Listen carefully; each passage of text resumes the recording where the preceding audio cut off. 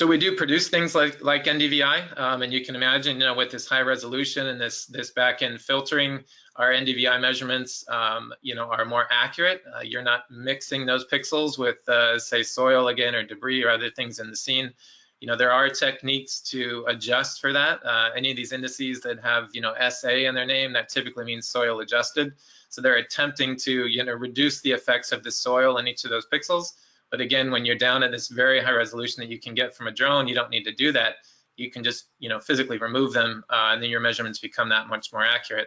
However, again, with this resolution and this multispectral data, we can produce, a whole suite of other data products that we would certainly argue are very high value, very unique, data products that are going to bring a lot of value to your farm, a lot of ROI that you're not going to be able to get from these other techniques. So things like stand counts. So we do what we call a positive stand count, meaning that, we're physically counting each plant. We're not just looking for gaps. Plant size distributions, emergence fraction, you can read the rest there, but a whole host of other data products, and we are constantly adding more.